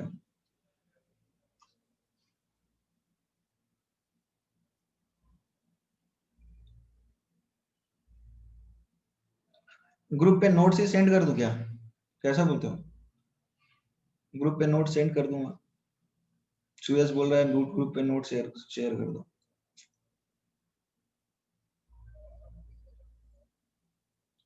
ठीक है, फिर ये कॉपर सल्फेट वाला कर लेते हैं, उसके बाद बाकी आगे का कर देते हैं। कॉपर सल्फेट कर लेते हैं, आगे का शेयर कर दूंगा मैं, ठीक है। देखो अभी कॉपर सल्फेट को तुम डालते हो किसके अंदर, NH4OH के अंदर। NH4OH के अंदर डालोगे तो it will give you CuOH whole twice, इसका प्रेसिपिटेट होता है plus NH4 whole twice SO4। तो ये तो ऑब्वियस सी रिएक्शन है। एक इसकी इंपॉर्टेंट रिएक्शन क्या है, इसको यदि तुम ट्रीट करोगे KCN के साथ, ठीक है ना, इसके तुम ट्रीट करोगे KCN के साथ तो ये कॉम्प्लेक्स बनाता है, इट विल फॉर्म CuCN2, ठीक है, प्लस 2K2SO4। CuCN2 को फिर हीट करोगे तो CuCN बनाएगा प्लस CN, ये है, दिस इज साइनोजेन, दिस इज साइनोजेन, ये गैस होता है हेलोजन जैसा, ठीक है। और CuCN को यदि तुम KCN के साथ एक्सेस में ट्रीट करोगे तो ये बनाएगा K3CN, सॉरी K3CuCN4, ठीक है। और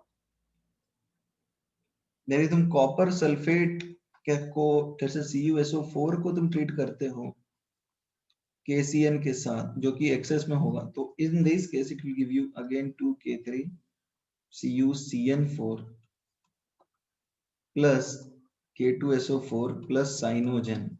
ये इन दोनों में अंतर है, CuN में साइनोजेन नहीं बनता और CuSO4 में साइनोजेन बनता है। Cu यहाँ पर देखो +2 साइनोजेन बना रहा है और +1 साइनोजेन नहीं बना रहा है। ये इन दोनों के केस में डिफरेंशिएट करने के लिए तरीका है। समझ में आ रहा है एवरीबॉडी?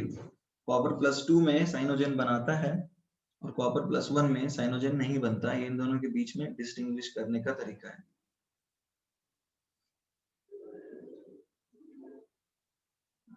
एवरीबॉडी ये इंपॉर्टेंट बात है।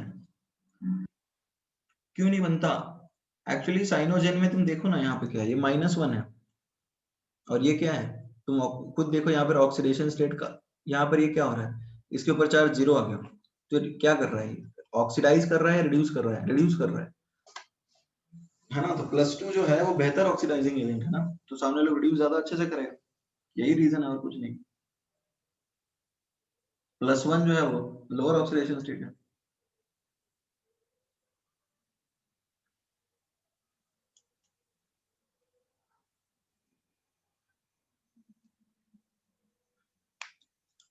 अच्छा मैं क्या सोच रहा था, एक्चुअली मैं बता ही देता हूँ, क्योंकि क्या होता है ना कि नोट्स में वो फील नहीं आती, मतलब प्रॉपर कुछ कुछ चीजें होती है जो अलग से बतानी पड़ती है कि इस पे ध्यान दो। मैं चाह रहा हूँ कर ही दूं या फिर भेज दूं, क्या करूँ बताओ? टाइम तो है अपने पास ना, 2 घंटे की क्लास थी तो अभी टाइम तो है, कर ही देते हैं।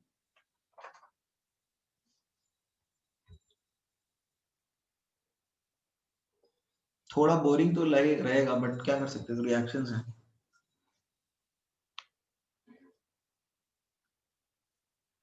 अच्छा ठीक है, एक्सप्लेन कर देता हूँ मैं, नोट्स भेज देता हूँ। एक और है, ये लिख लिया तुमने? ओके। देखो, कॉपर सल्फेट जो है ये +2 में है, ऑक्सीडाइजिंग एजेंट की तरह काम करेगा। ये Cu2 I2 बन जाएगा और +I2 बनेगा। ये समझ में आ रहा है? कॉपर 2 प्लस ऑक्सीडाइजिंग एजेंट है, इसको -1 से 0 में चला के कन्वर्ट कर दी। Cu2+ is an oxidising agent. ठीक है, ये हमें याद रखना है, कॉपर 2+ एक ऑक्सीडाइजिंग एजेंट होता है।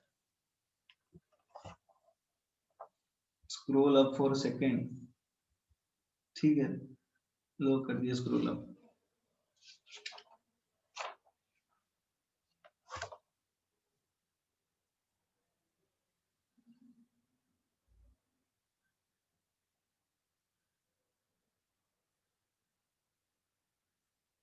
डन।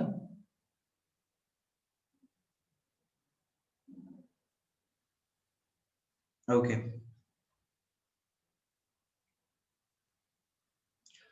ठीक है, तो एक सेकंड रुक जाओ, I just share the notes to you, just give me 1 moment. 1 minute, 1 second दे दो, 1 सेकंड नहीं है, थोड़ा 1 मिनट दे दो।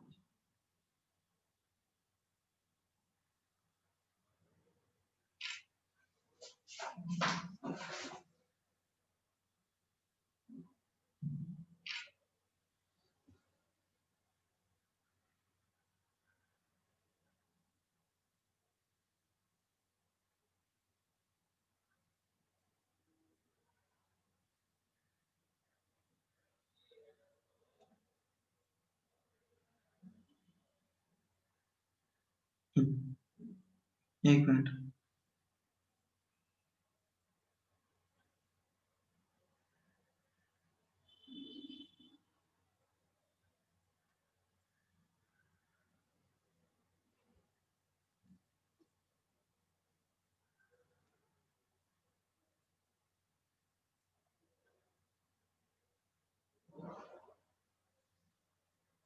एक पेज मैंने भेजा है, कैन यू सी, एक second, in the group, do you see this in the group?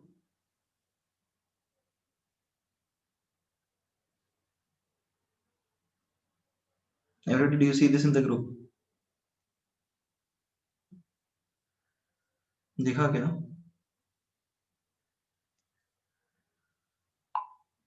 Everybody, एक पेज भेजा मैंने, do you see this in the group? Okay.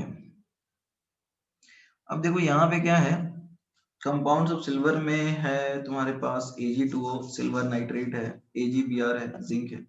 एक और चीज है, डू यू रिमेम्बर हमने एक चीज पढ़ी थी, कोरोसिव सब्लिमेट HgCl2, और बोला था कि वो तो डी ब्लॉक का है, इलेक्ट्रोकेमिस्ट्री में कुछ पूछ रखा था उसके बारे में, याद आ रहा है? और मैंने बोला था कि ये तो डी ब्लॉक में पढ़ते हैं, अभी यहाँ नहीं पढ़ेंगे। कुछ याद आ रहा है, नहीं आ रहा?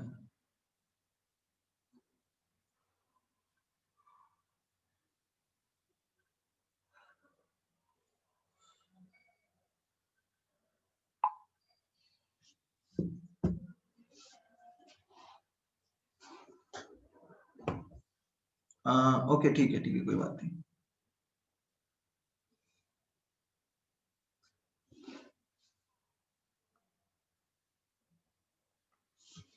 एवरीबॉडी, लास्ट लाइन रिटर्न, ये लास्ट लाइन इज साइनोजेन।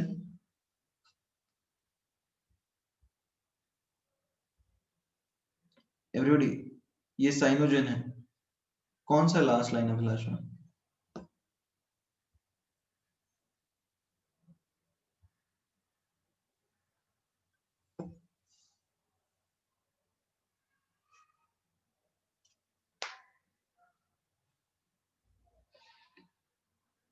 डन हो गया ना? Okay fine. सो अभी अच्छा ये वाला this one, okay fine fine fine, write it down then.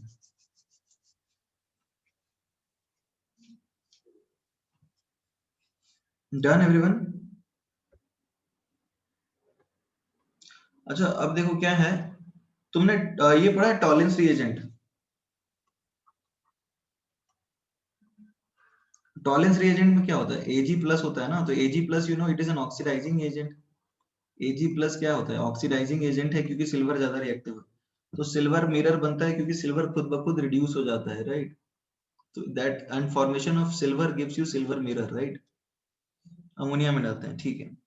तो यहाँ पे तुम्हारे पास एक कंपाउंड है silver oxide, this is Ag2O। तुम्हारे पास एक कंपाउंड है सिल्वर ऑक्साइड Ag2O, ठीक है। इसको बनाओगे कैसे, खुद सोचो। बनाओगे कैसे, बेसिकली करना ये है, कोई भी तुम ऐसा कंपाउंड लो जिसमें silver plus one oxidation state में है, जो कॉमन है वो सिल्वर नाइट्रेट ही होता है, ठीक है।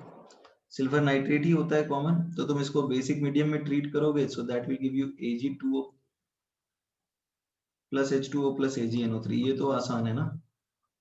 Ag2O अपने आप टूट जाता है, Ag2O अपने आप टूटता है क्योंकि सिल्वर अनस्टेबल होता है, मतलब basically Ag plus one oxidation state unstable होता है, this is also an oxidizing agent, right? It is also an oxidizing agent.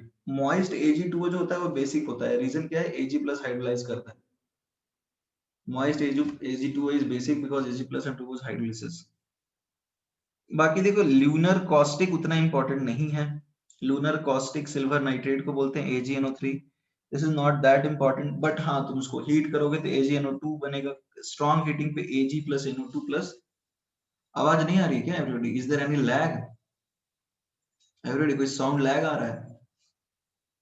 आ रही है ना? Aman probably there is some issue at your end, see तुम्हारे side कोई इंटरनेट इशू होगा।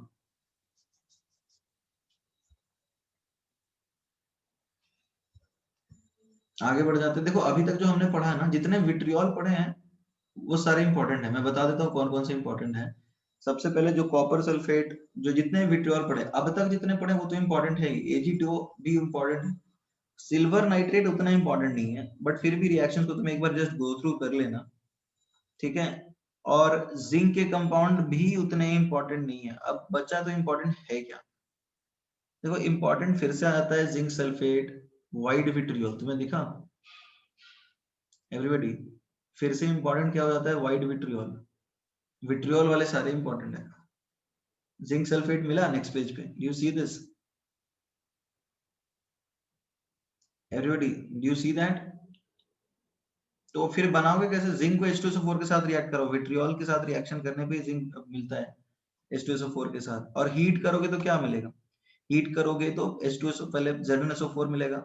Normally क्या है, हीटिंग की बात करें तो हीट करने पे ZnO plus SO2 plus O2 बनता है, तो ये हीटिंग वाले रिएक्शन सारे इंपॉर्टेंट है।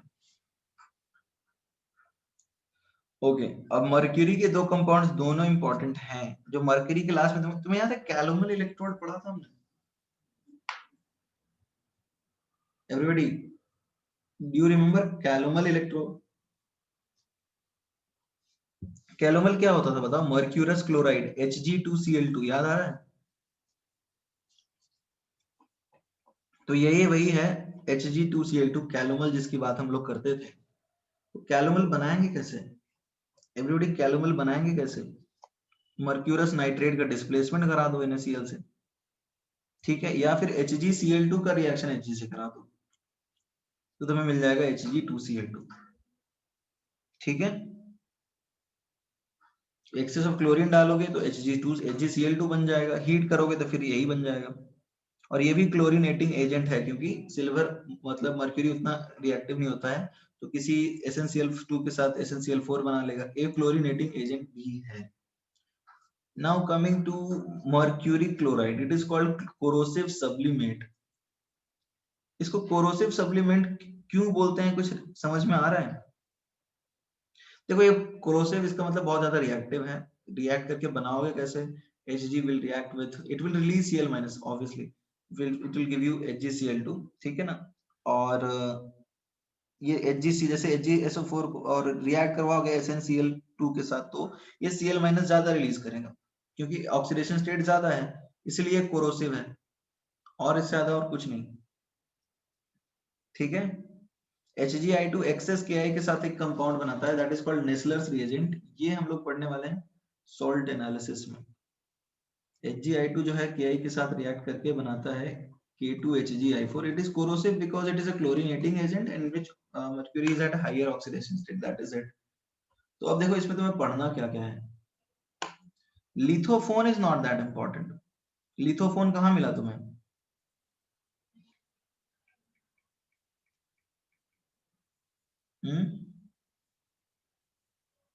बेरियम सल्फेट और जिंक सल्फाइड को बोलते हैं लिथोफोन। उतना इंपॉर्टेंट नहीं है, फिर भी याद रख सकते हो। विट्रियोल सारे इंपॉर्टेंट है। Zns plus BSO4, that is called lithophone. इतना इंपॉर्टेंट, मतलब विट्रियोल्स और उनके रिएक्शंस हीटिंग, मतलब वो थोड़े इंपॉर्टेंट है ही। और ZnSO4 plus ZNS plus BSO4 that forms lithophone, that is also, तो उतना इंपॉर्टेंट नहीं है वैसे। तो अब क्या क्या है हमें पढ़ना, सारे विट्रियोल्स पढ़ने हैं सबसे पहले तो। White vitriol, green vitriol, blue vitriol, ठीक है, इनके रिएक्शंस इंपॉर्टेंट है। उसके बाद क्या आ जाता है? FeCl3, Hg2Cl2 और HgCl2, ये सारी चीजें हैं। Ag2O तो आसान है, तुम इसको याद भी कर सकते हो, इतना ही है। मोर सॉल्ट तो एक जनरल है, तो ये आपको पढ़ने हैं।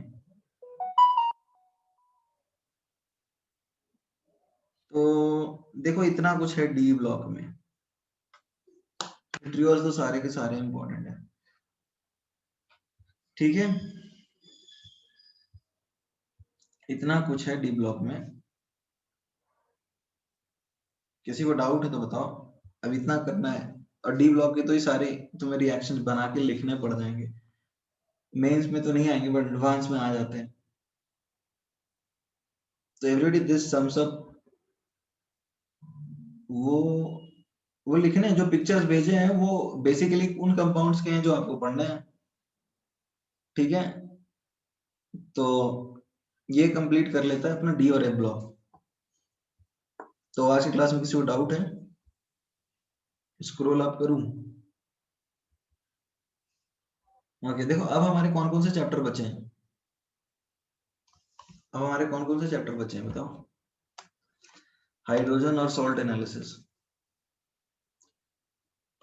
आज शाम को रख ले, हाइड्रोजन कर लेंगे, या फिर अभी ज्यादा हो रहा है, डेली दो दो क्लास। मैं चाह रहा था खत्म कर दूं जल्दी, ज्यादा लेट ना खींचना चाहता हूँ। हाइड्रोजन ही करेंगे। देखो सॉल्ट एनालिसिस थोड़ा डिलेट कर सकते हैं क्योंकि वो एडवांस में आता है, ठीक है। सॉल्ट एनालिसिस रख सकते हैं थोड़ा लेट क्योंकि वो एडवांस में आता है। तो पहले हाइड्रोजन तो करेंगे। तो आज कितने से कितने रखें हाइड्रोजन बताओ? हाइड्रोजन में एक लेक्चर में हो जाएगा, ज्यादा होगा तो 2.5 घंटा लग जाएगा, उससे ज्यादा नहीं। 4 से 6, 6 से 8, 5 से 7, 4 से 6, देखते हैं एक सेकंड टाइम स्लॉट।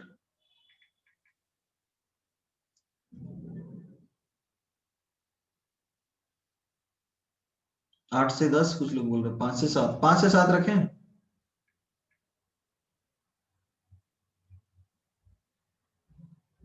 5 से 7 नहीं बोल रहे कुछ लोग।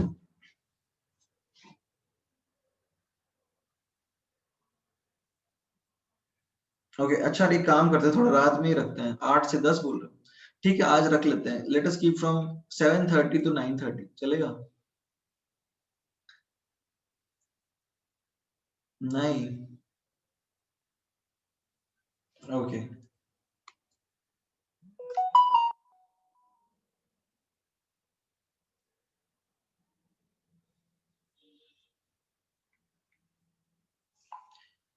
ओके 6 से 8, ठीक है। मैं एक बार कम्युनिकेट करता हूँ टाइमिंग, ठीक है, देखता हूँ मैं क्या कर सकता हूँ। तो फिर कल सुबह ही रखते हैं फिर।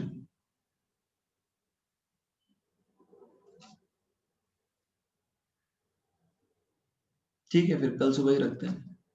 कल सुबह टेस्ट है? कल सुबह तुम्हारा किस चीज का टेस्ट है? किस चीज का? 8 से 10 तुम्हारा टेस्ट है कल सुबह?